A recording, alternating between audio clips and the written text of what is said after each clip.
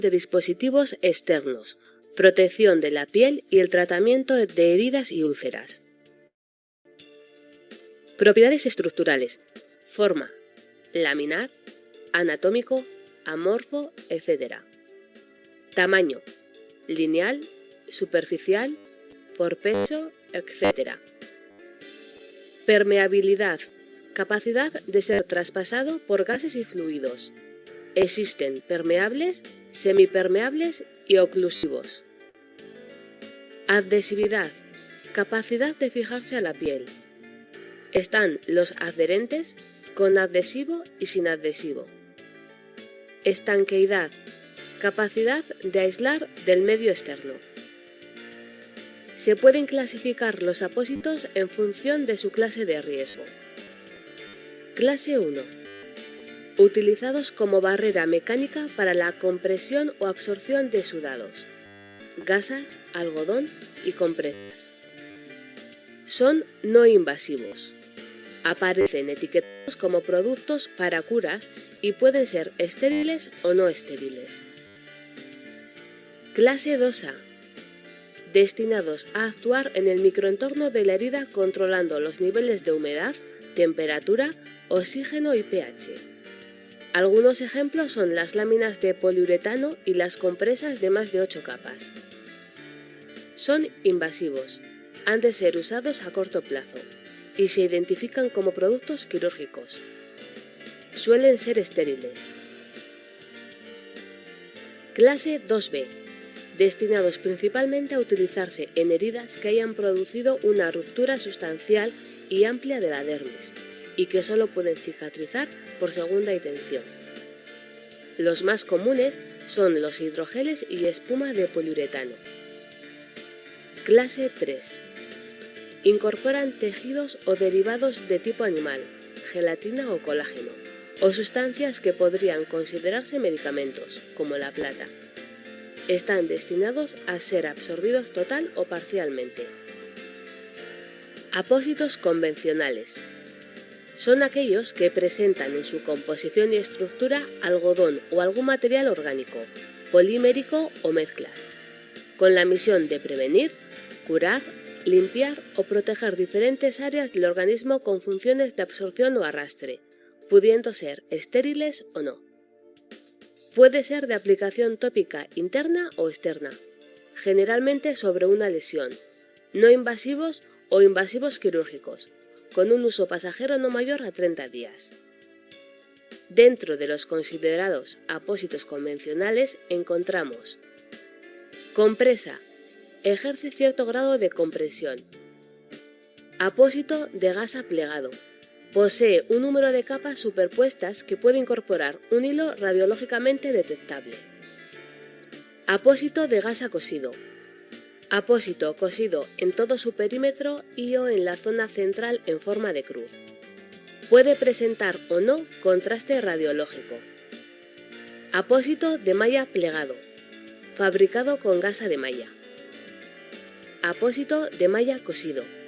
Tejido de malla con cosido perimetral. Torunda de gasa o malla, en forma esférica.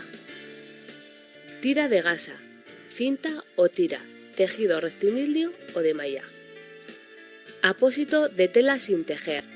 Mezcla de viscosa y poliéster, con formación continua, porosa y permeable con rápida absorción por capilaridad y buena capacidad de retención de líquido. Funciones. Taponamiento de una zona sangrante. Se exige esterilidad, densidad y cierta compresión, así como no ceder partículas. Absorción relacionada con la densidad, el número de capas y las dimensiones del apósito. Arrastre por la estructura microrrugosa del apósito.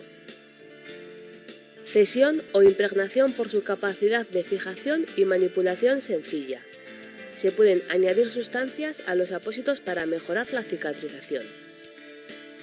Protección por su permeabilidad, suavidad, acolchamiento y adaptabilidad. Apósitos para úlceras. Producto sanitario empleado para cubrir y proteger una herida. constituido por materiales total o parcialmente biodegradables que absorben bacterias y células muertas y promueven la granulación del tejido, favoreciendo la cicatrización y epitelización. Los apósitos para úlceras se pueden clasificar de diversas formas. Según su permeabilidad. No oclusivos. Permiten el paso de oxígeno, humedad y microorganismos. Semioclusivo. Permiten el intercambio parcial de oxígeno y humedad e impiden el paso de microorganismos. Oclusivo. Totalmente impermeables a la humedad, oxígeno y microorganismos. Según su forma. Láminas para recubrimiento. Dentro de los laminares podemos encontrar apósitos anatómicos para zonas específicas del cuerpo. Cintas para absorción. Se introducen en úlceras profundas y muy exudativas. Polvos y gránulos para absorción. Se utilizan en úlceras muy exudativas. Amorfo, habitualmente en forma de gel. Por su Profesora, tiene apagado su micrófono.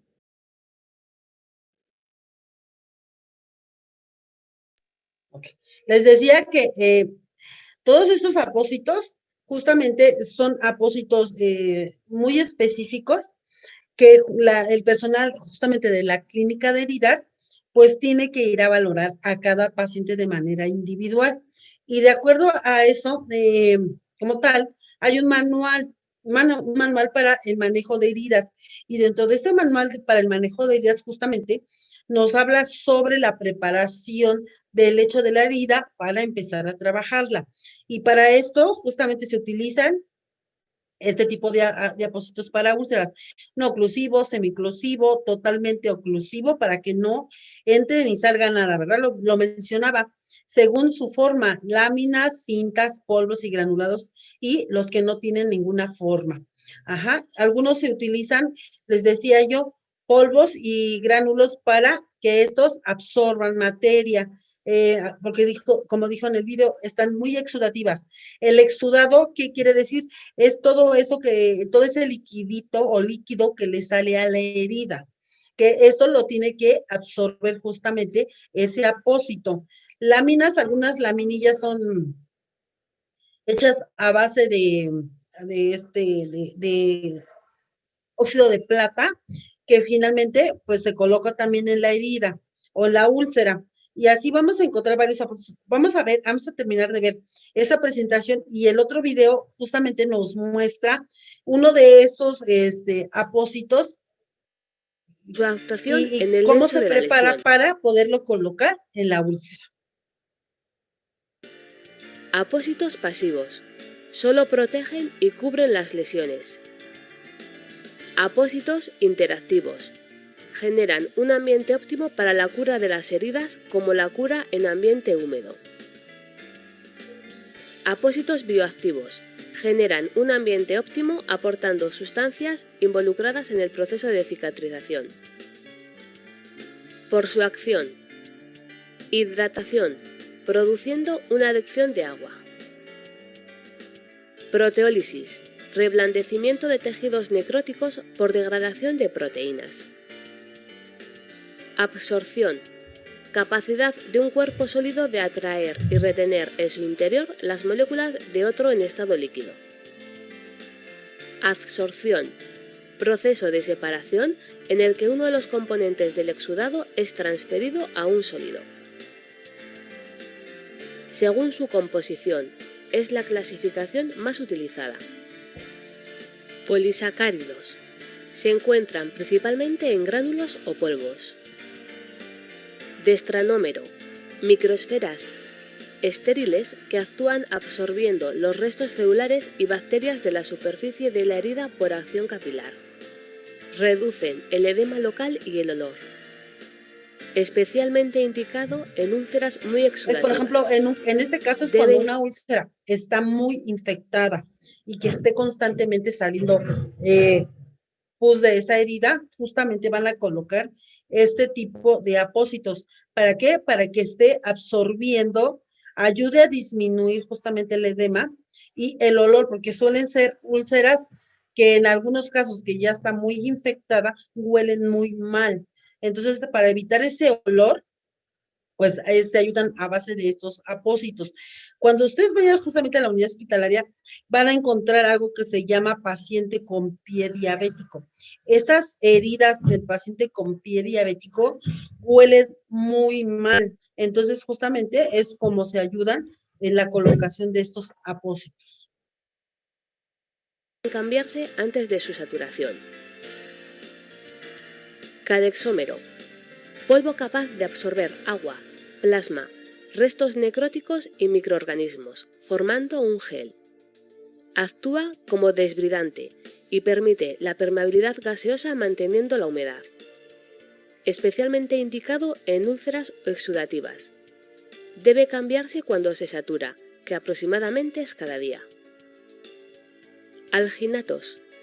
Sales sódico-cálcicas del ácido algínico, formado por los ácidos glurónico y manurónico. Este tipo de alginatos es como si fueran unas pequeñas fibras de color amarillito que se colocan justamente también dentro de la úlcera y ayudan, esta se vuelve como gelatinosa y cubre, cubrimos totalmente la úlcera con ella y también ayuda a estos procesos de alginato. dentro En de contacto las con la úlceras. lesión, se produce un intercambio iónico con el exudado de la lesión, formando un gel hidrofílico entre el apósito y la superficie de la lesión, que absorbe el exudado y crea un ambiente húmedo. Además, favorece la granulación, especialmente indicado en úlceras altamente exudativas. Deben cambiarse cuando el fluido absorbido ha humedecido el apósito. Hidrogeles. Formados por geles hidrofílicos de estado físico intermedio entre sólidos y líquidos. Formado por diversos agentes naturales y una gran proporción de agua, 60-96%.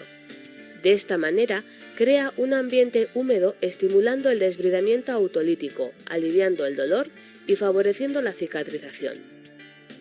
Permite la absorción del exudado incorporándolo al gel, especialmente indicado en úlceras necróticas secas o con esfacelos y de exudado mixto.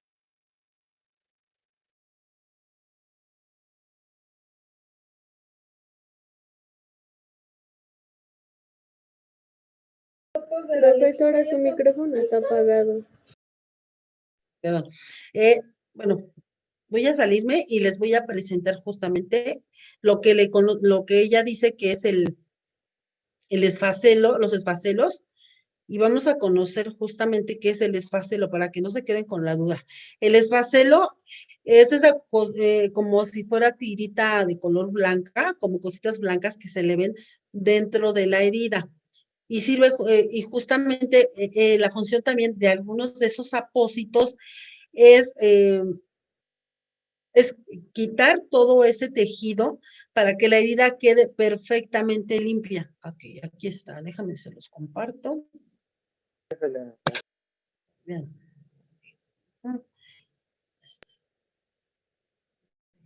Hago más grande. ¿Dónde vi? Aquí, en esto. El esfacelo es esta parte, mire, justamente, déjenme pongo mi puntero, es esta.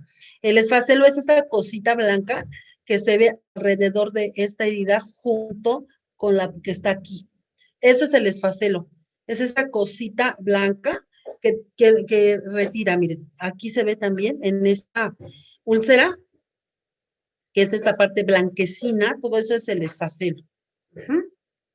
Para que cuando les pregunte qué es eso, ya sepan ustedes qué es. Justamente el esfacelo. Vamos a acabar de ver.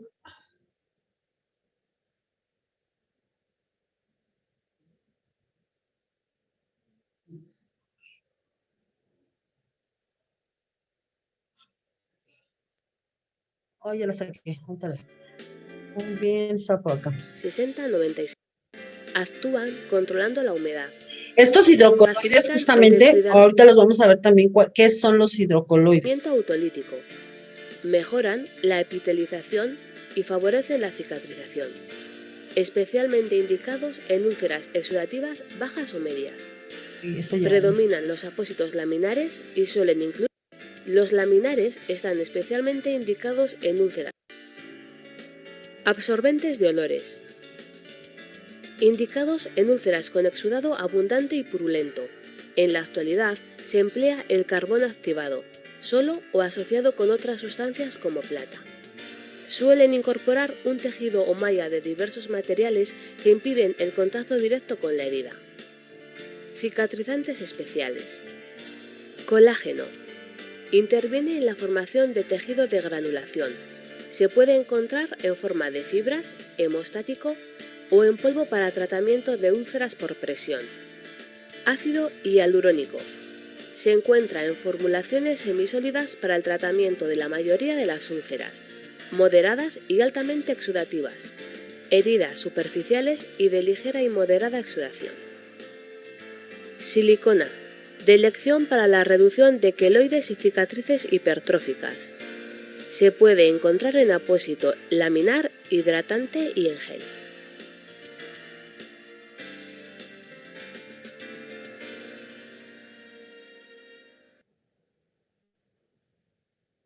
Ok, ese es el tipo de apósitos que justamente maneja el personal de la clínica de heridas. Hoy vamos a ver justamente uno de ellos, que es el hidrocoloide, que es cómo se maneja, cómo se coloca en la herida. Miren, justamente, vamos a ver.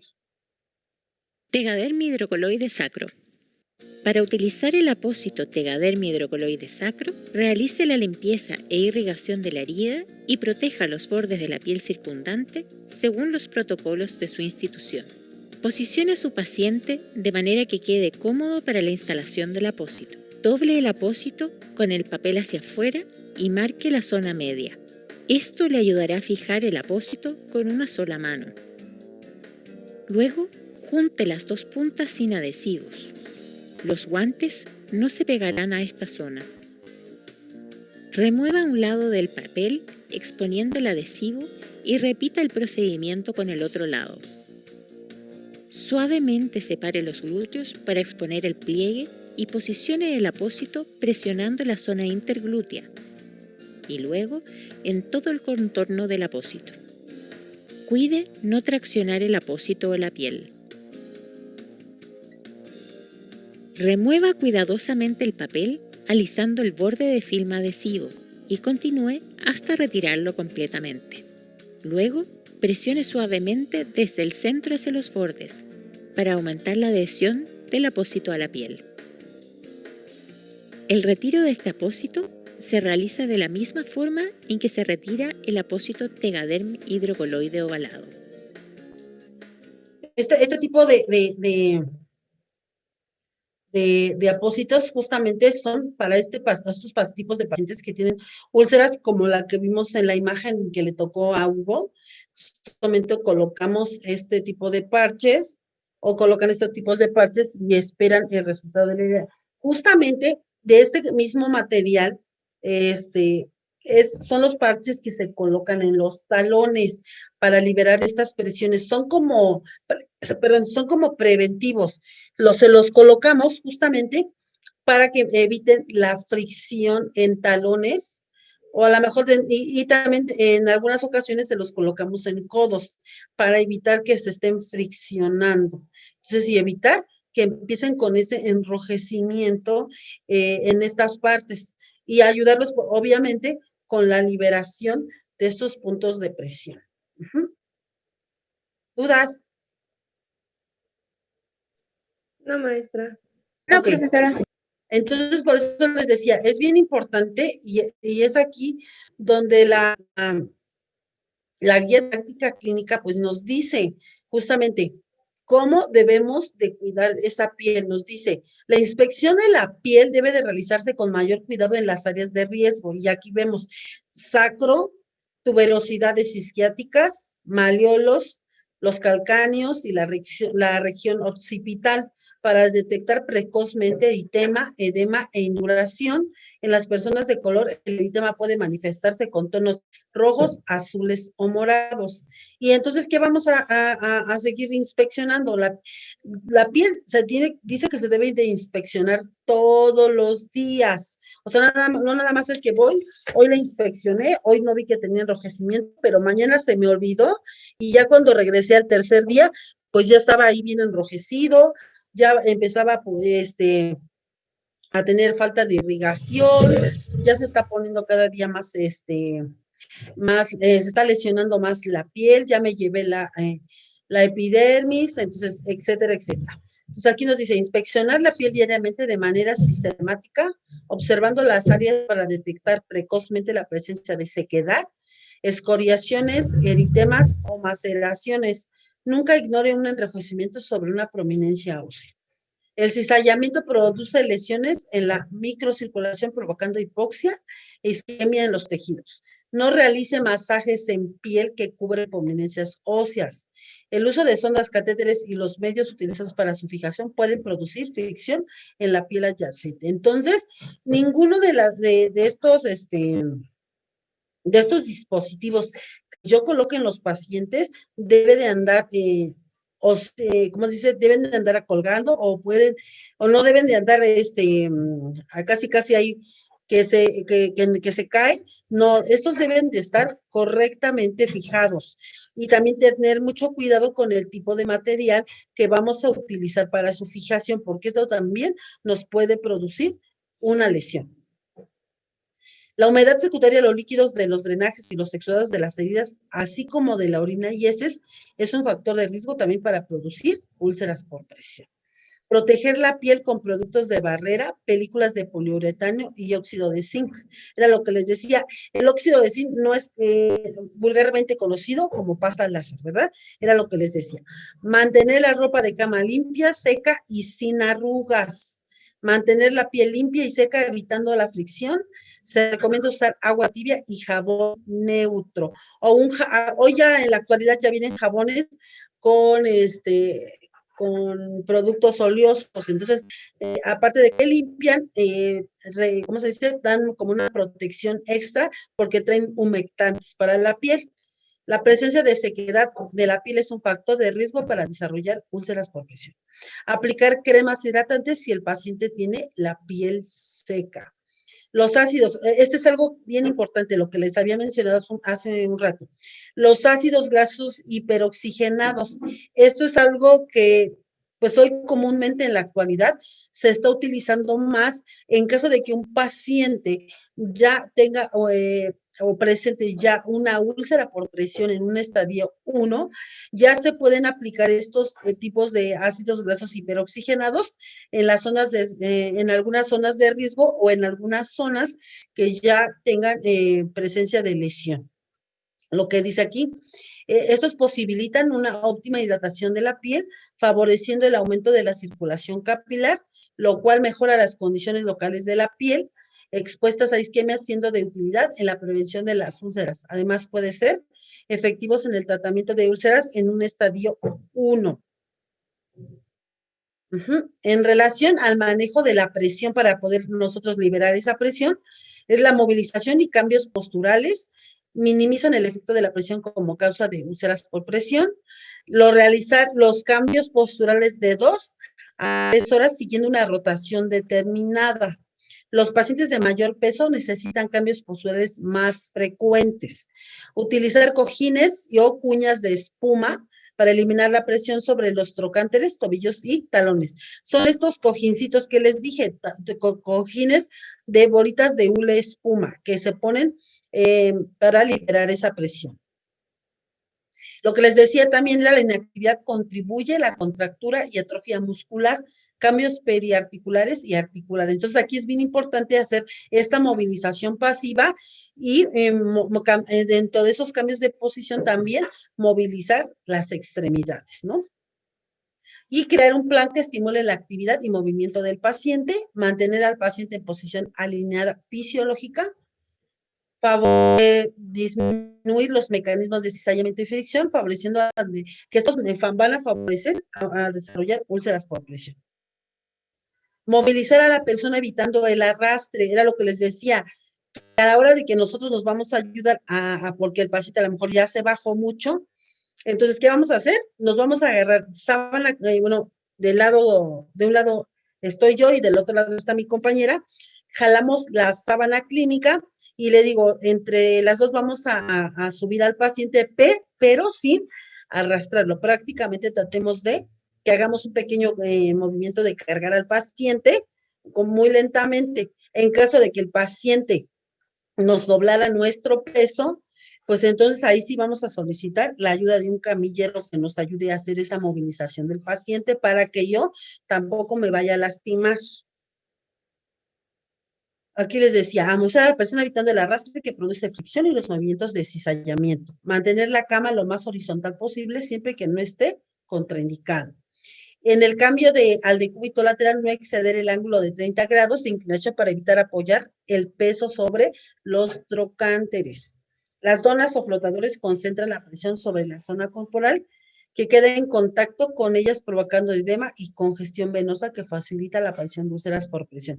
Entonces ya están contraindicadas esas donas. Antes teníamos unas donas que hacíamos nosotros mismos con vendas, pero bueno, finalmente aquí la guía nos hace referencia en que ya no se deben de utilizar porque justamente nos concentran esa presión ahí, lo que provocan edema y la congestión venosa, entonces no hay una buena circulación. Tampoco estas donas hechas a base de silicona o tampoco, o de hule látex, tampoco, ya están contraindicadas. Solamente si fuera una dona hecha a base de hule espuma, probablemente se puede utilizar. Utilizar cojines y o cuñas de espuma para eliminar la presión sobre los trocánteres, tobillos y talones. La posición en sedentación disminuye la superficie de apoyo, aumentando la presión, multiplicando el riesgo de la aparición de úlceras por presión. Aquí debemos instruir al paciente para que se reposicione cada 15 minutos en caso de que el paciente solamente a lo mejor tenga un dispositivo, algún yeso, alguna férula, y que a lo mejor como tal no esté inconsciente. Él sí nos puede ayudar y decirle también, darle estas indicaciones que necesita estarse movilizando también para evitar que se vaya a lesionar la piel. El paciente de alto riesgo no debe permanecer más de 2 horas sentado, aunque se utilicen sistemas de alivio de la presión. Para una sedentación correcta es importante disponer de cojines que disminuyan la presión. Si el paciente tiene úlceras en la zona sacra, evitar que esté sentarlo solamente por periodos limitados durante las comidas y después reposicionarlo o darle otra posición. En relación a la nutrición, un buen soporte nutricional favorece la cicatrización, de las úlceras por presión, evita su aparición y disminuye la frecuencia de infecciones. La pérdida de grasa y tejido muscular disminuye la protección que se ejerce sobre las prominencias óseas. El aporte hídrico es indispensable para la prevención de UPP, ya que la piel hidratada tiene menos riesgo de lesionarse, pero aquí hay que tener en consideración 2 cosas.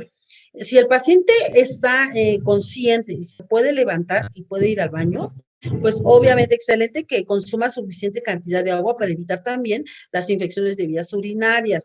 Ojo, pero si el paciente no se puede levantar porque tiene muchos dispositivos, como cuáles, como la venoclisis, como una sonda nasogástrica, una sonda que se le conecta directamente al estómago a través de la nariz, o bien una sonda vesical por donde va a estar colectándose toda la orina, pues entonces no hay ningún problema si tiene una sonda vesical, porque me voy a asegurar solamente de que no haya fugas para que esa piel no permanezca húmeda. Pero si el paciente no tiene una sonda vesical para recolectar esa orina y solamente tiene un pañal, pues sí voy a tener que estar vigilando que cada vez que tome agua al paciente o por cierto tiempo, yo tengo que regresar a revisar al paciente para ver si ese pañal a lo mejor ya alcanzó su capacidad de absorción, lo tengo que retirar. ¿Por qué?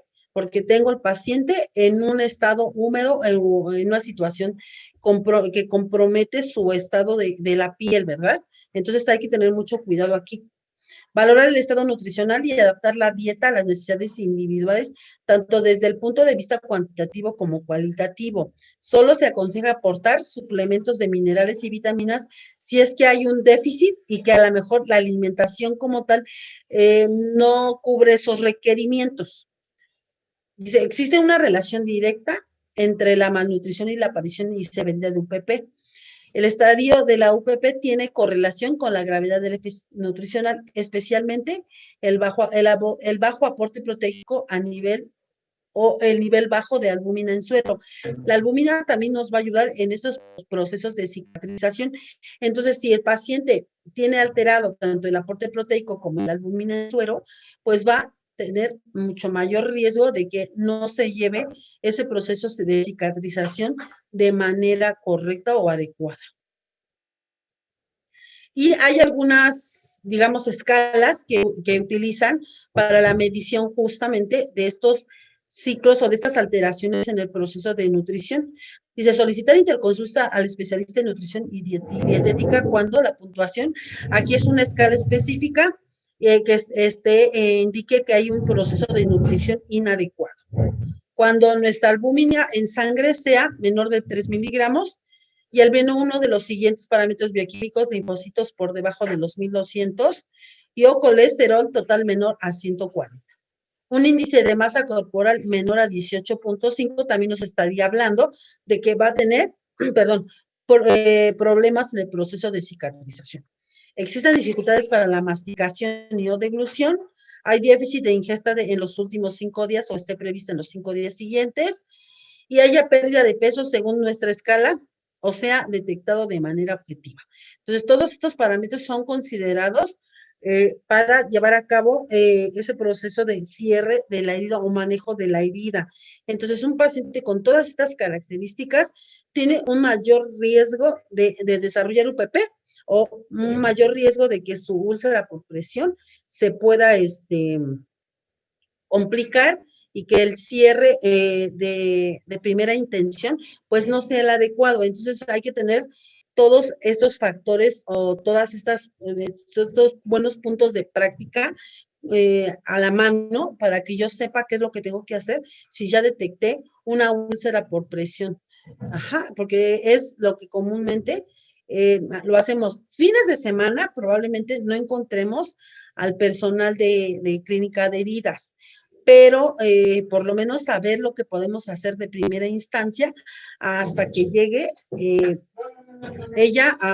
hasta que lleguen ellas el día que les toque elaborar y ellas ya entonces se hagan cargo total y absolutamente de esa úlcera. Miren, ahora estos son los medicamentos que se utilizan, así aparecen, se llaman ácidos grasos hiperoxigenados, enriquecidos en algunos les adicionan algunas otras sustancias, como cual hay algún, ¿cómo se dice?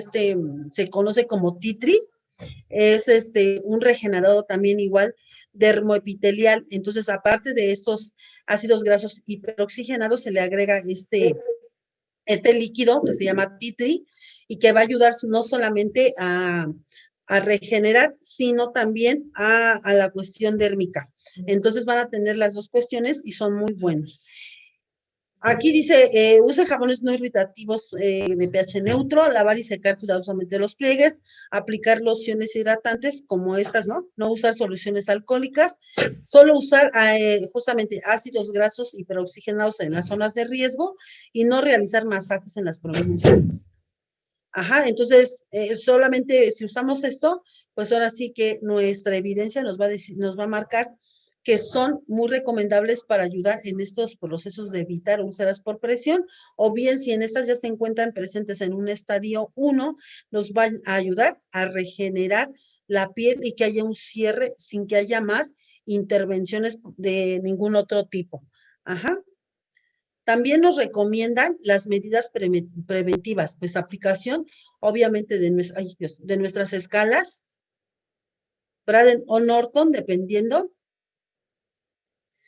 nuestros cambios de posición, que sería lo ideal, ¿verdad? Que nosotros no se nos olvidara hacer esos cambios de posición a los pacientes, liberar los puntos de presión, nuestra higiene diaria,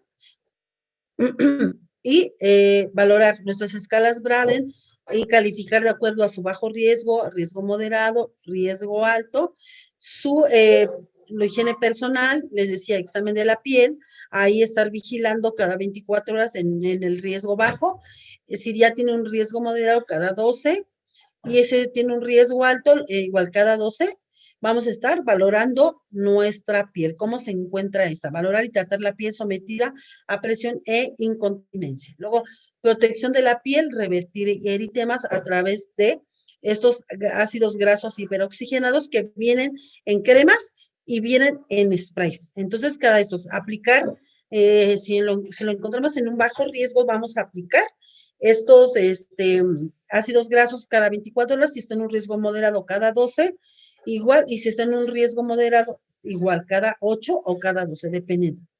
No masajear las prominencias óseas y puntos de apoyo, vigilar eritemas, deshidratación, epidermiolosis y maceración. Todos estos, pues visualizando, ¿verdad? ¿Y cómo lo vamos a hacer y cuándo lo vamos a hacer?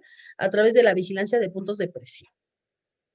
Superficies especiales para el manejo de la presión. Vamos a tener algunos colchones o sistemas de aire que nos van a ayudar justamente a ayudarnos a como si estuvieran dándole masaje al paciente. Si este se encuentra en un bajo riesgo, estos sistemas de aire alternantes o sistemas estáticos pueden ser valorables. Si están en un riesgo moderado, pues ahí sí deben de estar, ahora sí que apoyándonos con este tipo. Y bueno, también si existe un riesgo alto, pues ya no es como que lo piensas, ¿no? Aquí sí que se los podemos colocar, bueno, siempre y cuando los tengamos en la institución hospitalaria o bien si el paciente o familiar tiene el apoyo económico para poder rentarlo, porque algunos los compran y en algunos casos cuando no hay, los pueden rentar y se los pueden colocar a los pacientes.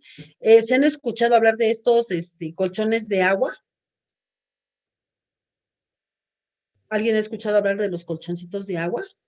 No, Estos colchoncitos de agua también nos pueden ayudar a estimular la circulación del paciente porque se rellenan con agua tibia, se coloca en el colchón del paciente, se le coloca una sábana arriba, obviamente esta sábana tiene que ir totalmente estirada para evitar los pliegues, se coloca al paciente y podemos con la mano tratar de movilizar al paciente para que a lo mejor en alguna ocasión que estemos ahí haciéndole la limpieza, lo estemos movilizando, pues le permita también al paciente así como hacerle un pequeño masajito. En este caso también la protección de talones y codos. Yo les decía, existen ya aditamentos que se le pueden colocar al paciente para liberar esos puntos de presión o bien utilizar los zapatos. Los zapatos también nos ayudan a que se evite la deformidad del pie y evitemos la fricción del talón y los maleolos, ¿no? Sedentación, si lo permite la patología, 4 horas máximo si está si es paciente de bajo riesgo, cojín para alivio de la presión, si es riesgo moderado o riesgo alto, 4 horas máximo más cojín para aliviar la presión y en el riesgo alto pues cada 2 horas. Los cambios posturales, yo les decía también fomentar la automovilización si es que el paciente lo permite y se encuentra consciente y los cambios posturales cada 4 horas. Si es un riesgo moderado, cambios posturales cada 2 o cada 4 horas rotatorio. Y si es un riesgo alto, cambios posturales cada 2 horas. Aquí sí tiene que ser rotatorio forzosamente. Evitar la fricción y el cizallamiento durante la movilización. Y alimentación cada 24 horas debe de estarse valorando el perfil nutricional en el moderado. Cada toma de perfil nutricional y igual si es necesario algún suplemento, pues que se le esté dando al paciente. Y que con toma de perfil nutricional, con suplementos nutricionales, pues también de acuerdo a lo que requiere el paciente. Corregir los déficits nutricional y prevenir la malnutrición para evitar justamente las úlceras por presión. Entonces, todo estos son medidas que se deben de llevar a cabo al paciente, pero muchas veces pues se dejan de lado porque se les resta tiempo, porque cada paciente demanda muchos cuidados, porque no tengo al familiar ahí conmigo, etcétera. Entonces, debemos de apoyarnos los tres. Familiar, si es que está consciente. Digo, perdón, paciente si está consciente. Familiares que vayan a apoyar al paciente, si es que este se va a domicilio también. Y nosotros, como cuidadoras proveedoras de cuidados, también tenemos que dar educación para la salud para los pacientes y familiares, para que disminuya nuestra carga de trabajo y también los pacientes y familiares se hagan responsables de su propio cuidado. Y entonces aquí hay un tríptico donde justamente nos habla de esos cuidados generales que debe de tener el paciente para minimizar el riesgo de desarrollo de úlceras por presión, si es que estos se encontraran en su domicilio. Procurar una alimentación adecuada, no fumar, mantenerse hidratado, utilizar colchones antiescaras para colchones antiescaros o evitar úlceras por presión para el correcto manejo de la presión, mantener la cama limpia y seca, evitar pliegues en las sábanas, realizar en relación al cuidado de la piel, realizar cambios culturales al mismo cada 2 o 3 horas, examinar la piel de las zonas de riesgo al menos una vez al día, aplicar nuestros ácidos grasos hiperoxigenados en las zonas sometidas a presión, no masajear las zonas de riesgo, proteger las salientes óseas o las zonas de riesgo con apósitos de espuma si es necesario, realizar cambios de pañal en cada episodio de incontinencia, aplicar cremas de barrera en las zonas de mayor riesgo de humedad, aplicar la crema de barrera cada 24 horas o dependiendo cada 48 horas, proteger las zonas de mayor riesgo con apósitos impermeables a la humedad y la sensibilización de pacientes y cuidadores es indispensable para la correcta prevención de úlceras por presión. Entonces, todo esto, fíjense, solamente para las úlceras por presión. Ajá. Y evitar justamente con todo esto mayores, ¿cómo se dice? Mayores complicaciones para el paciente. Y aquí tenemos justamente los colchones que nos van a que vamos a utilizar para disminuir estas úlceras por presión. Los tenemos a base de espumas, a base de aire, algunos colchones de gel, superficies dinámicas que se conectan o son dispositivos que se conectan a la toma corriente, se inflan y movilizan al paciente. O sea, eso no quiere decir que porque movilizan al paciente y no lo movilizan en grados, solamente tratan como si estuvieran en un barco y les estuvieran dando así, de un lado para otro, pero no les dan posición como nos los exige que tiene que basarse a decúbito lateral izquierdo, derecho, prone, etcétera. No da esas posiciones el colchón, solamente moviliza al paciente, justamente. Y algunos también les proveen así como si fuera aire y que les permite así como un masaje. Ajá. Y pues algunos otros que, bueno, ya, pues aquí les dan hasta masajitos, ¿no? Especiales. Entonces, pues no tenemos todos esos, pero bueno, finalmente nos adaptamos con algunos que tenemos dentro de nuestras instituciones hospitalarias, como son los colchones de aire, los colchones de agua, que son los que comúnmente manejamos, y algunos colchones como esos de superficies dinámicas que ayudan a movilizar al paciente. Uh-huh. Y bueno, para llevar a cabo nuestros cuidados, aquí tenemos justamente nuestras guías de práctica clínica, las de prevención y tratamiento de úlceras por presión a nivel hospitalario y la guía de referencia rápida. Las dos las podemos utilizar para llevar a cabo nuestros cuidados. Pero es que nosotros les hacemos mucho énfasis que cuando ustedes apliquen o hagan sus planes de cuidados, se apeguen justamente a las guías de referencia o las guías de práctica clínica, porque ahí nos dice lo que tenemos que hacer, cómo nos tenemos que conducir, cuáles son nuestras intervenciones. Por eso yo les decía, si no saben manejar muy bien el NIC, que es intervenciones de enfermería, póngale como referencia así. Referencia, lo tomé de la guía de práctica clínica, sí las pueden utilizar y ya vieron que ahí nos dice qué es lo que tenemos que hacer, nos recomiendan que hagamos cambios de posición de 2 a 3 horas para evitar las zonas de presión. Entonces ahí nos los dice, también nos sirven de referencia a nosotros como intervenciones de enfermería. Ahí están. no es cuento de la maestra de la que les da teoría, ni es cuento de la maestra que está con ustedes en la práctica clínica, es lo que marca, porque hay investigaciones que se hacen, que si no damos cambios de posición, pasa todo eso que acabamos de ver, ¿no? ¿Dudas con esto? ¿No?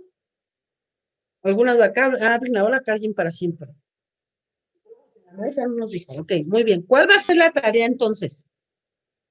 Van a realizar un reloj de control de cambios posturales, ¿verdad?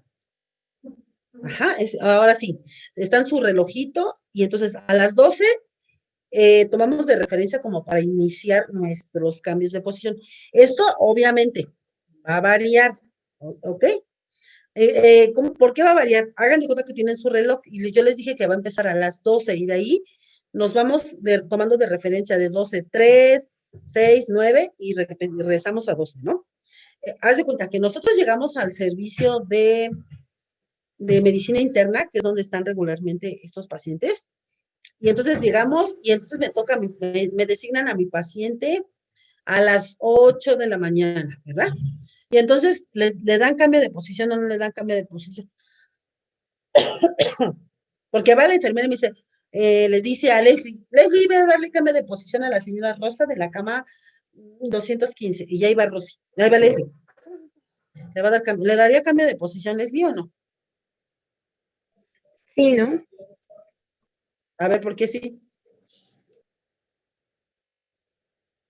Acuérdense que su reloj dice 12, 3, 6 y 9. Necesitaría que, a ver, Leslie, aunque se equivoque, dígame. Esperarse hasta las 9, porque es conforme al reloj, ¿no? Se mueve conforme al reloj. Esa es una. Y la otra es que tendría que ir a ver mis registros clínicos de enfermería del turno de la noche para ver a qué horas me hicieron los últimos cambios posturales, ¿verdad? Entonces ahí tengan de referencia también eso. Ajá.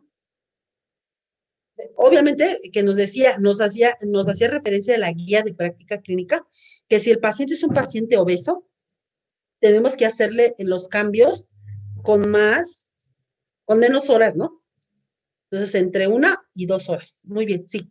Ok, entonces de eso se trata mi relojito, de que yo lo elabore de acuerdo al control de cambios posturales, de acuerdo a la guía de práctica clínica que me dice que los cambios posturales pueden ser de 2 a 3 horas. Maestra, una pregunta. ¿Qué pasó, mamá? Vamos a hacer, por ejemplo, el reloj y vamos a dibujar como el cambio postural o como. Sí, así es. Haz de cuenta.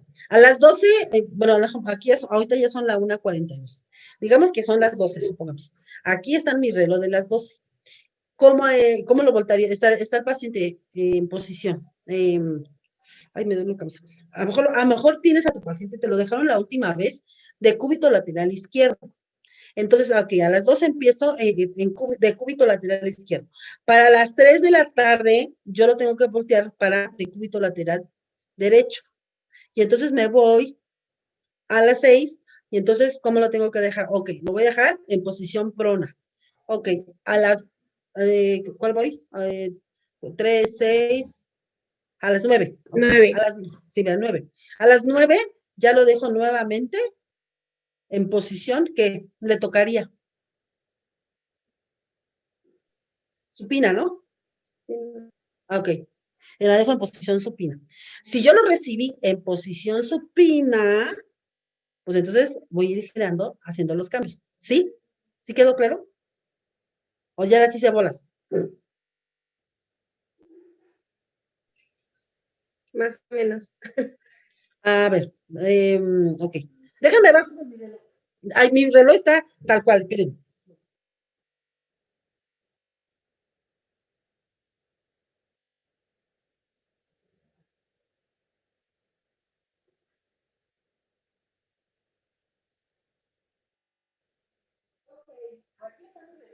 ¿Ah? Muy bien. 12, 3, 6, 9 y nuevamente 12. Okay. Si aquí encontré a mi paciente en posición supina a las 12 del día, a las 3 de la tarde yo ya no voy a estar, ¿verdad? Porque nosotros no estamos en la mañana. Entonces, Mónica le hizo el cambio, le tocó posición supina. Ok, aquí. Entonces, si está indicado, si a mí me dicen, por ejemplo, que a las 9 de la mañana que llego, que dice que recibimos a paciente a las 8. Aquí a las 9, entonces Moni va a hacer el primer cambio. Y yo dije, ok, me lo dejaron acá en posición supina, que aquí aparece en posición supina.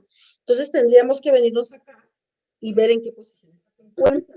Ok, si apenas le vamos a empezar, y es primera vez que ustedes Es que no se escucha cuando se pone de frente, cuando está. ahí sí ya. Ok, muy bien, ahí va. Sí, Ok, ahí está mi reloj. Aquí. Ay, pues que ahí sí, bueno. Muy bien. Aquí Moni dice, te lo tengo en posición supina. Pues, ok, 9. Para las 12 del día, que ya voy a entregar a mi paciente, o todavía me toca, le voy a dar de cúbito lateral izquierdo o derecho, así lo decide usted. Ajá. Y después por acá, a las 3 de la tarde, le digo a mi compañera, a la 1 que yo me vaya, o a las 2 que yo salga de la práctica, le digo, ay, ya llegó mi compañera, a lo mejor, mi compañera estudiante de la tarde del poli, igual. Hoy, si es que no lo alcanzamos a ver. Le toca el cambio de posición al paciente de cúbito izquierdo, ¿no? Dependiendo del que nos haya tocado. Y por último, a la compañera de la tarde, a las 6 de la tarde, le tocaría nuevamente, pero dejarla ya en posición prona. Ajá. Siempre y cuando el paciente esté totalmente inmovilizado y no esté consciente. Si está consciente, pues igual y lo ayudamos y terminó, igual en uno de esos, le decimos lo bajamos y lo sentamos. Siempre, pero eso va a depender de cada paciente. O sea, no es, o sea, los relojitos, la mayoría son para pacientes inmovilizados totalmente. Que somos los que los tenemos que movilizar nosotros porque ellos no se pueden movilizar. Los otros pacientes, pues bien fácil, lo estamos bajando cada 2 horas a la silla o cada 4 y los regresamos a su camita. Y este relojito es para los que están totalmente inmovilizados. Más o menos quedó, ya, quedó o quedamos igual. A ver, Irene, le veo cara de que no sé. Sí, más o menos, profesora. Entonces, nada más en el reloj se pondría 12, 3, 6 y 9. Ajá, sí. Ok. En caso de que, bueno, ese es lo universal que se tendría que manejar. Así, 12, 3, 6, 9 y regresando a los. Siempre tomamos como de referencia el reloj porque nos marca nuestras 24 horas, ¿verdad? Ajá, sí, directo. Digo, nuestras 12 horas del día y se vuelve a repetir. Ajá, por eso tomamos así como de referencia nuestro reloj, porque cada uno lleva cada 2, 4, 6, 8, 10 y 12, porque nos abarca tanto 2 horas como 3 horas, ¿verdad? Aquí, 2, 4, 6, 8, 10 y 12. Y si lo hicimos cada 3, 3, 6, 9, 12. Por eso es que se toman como referencia el relojito. Ajá, entonces ustedes pues ya. Si ustedes dijeran, ok, voy a hacer mi cambio, mi reloj postural de cada 2 horas, entonces a las 12 y cada 2 horas tendrían que hacer cambio de posición de diferente. Ajá. Si lo hicieran cada 2 horas, si lo decidieran hacer cada 3 horas, bueno, entonces aquí hay un cambio, tendría que hacer 1, 2, 3, 4 cambios de posiciones. Si lo hicieran cada 2, serían 1, 2, 3, 4, 5 cambios de posiciones. ¿Sí? Ahora ya quedó más clarito. Ajá, Sí, ya maestra. ustedes Sí. ya lo deciden. Listo. Ok, muy bien, ahora sí. Pues ya terminamos esto, ya prácticamente solamente nos queda esta y la otra semana. Entonces ya estamos casi por terminar. Entonces, ya es más, ya estamos más para allá que más. Ok, es eso nada más. Vamos a también a checar lo que es, busquen en relación a todo lo que se refiere a la prevención de las caídas. Eso también es algo que vamos a manejar de lo de la prevención, protocolos que existen, no nada más en México, protocolos que existen, digamos, a nivel nacional, a nivel mundial, para la protección de las caídas. Nada más. Y mañana vamos a ver indicadores para la prevención de infecciones y seguridad del paciente, que era lo que les mencionaba. Todas esas acciones esenciales para la seguridad del paciente no las tenemos que saber. También ese es algo de cajoncito que se los van a preguntar, sobre todo los coordinadores de enseñanza. A ver, díganme cuáles son las acciones esenciales para la seguridad del paciente. Se los van a preguntar eso. Oye, bueno, haz de cuenta que cuando llegamos a la práctica clínica es lo primero que pregunto. A ver, sí, mis acciones esenciales para la seguridad del paciente, pues es casi que se las deben de saber como el Ave María. Sí. Entonces, estas entran porque tenemos de tener mucho cuidado con el manejo de los pacientes. Ok, ¿no hay dudas? Todavía no termino de calificar sus trabajos, porque si se dieron cuenta, los estoy leyendo toditos y les estoy mandando ahí sus comentarios. Entonces me voy tardando un poquito, pero ya estoy viendo, ya empecé a revisar algunos videos, en algunos ya empecé a hacer observaciones, pero pues como los tengo que leer de principio a fin, como que me tarda un poquito, pero ahí voy. Bueno, por último, vamos a la foto. Ahora sí no se me olvidó la foto. Listo. Peínense. Sí, bonitas, guapas. Pues todas ustedes. Y guapo. ¿Ya se nos fue el guapo? Ay, no, ahí anda. Todavía no se nos va. Ok, muy bien. 1, 2, 3. Nos vemos el día de mañana. Les subo la tarea en un ratito más. Que ese reloj me lo van a subir de tarea. Ok, que pasen buena tarde. Gracias, maestra. Hasta luego, profesora. Hasta Gracias. luego. Buenas tardes.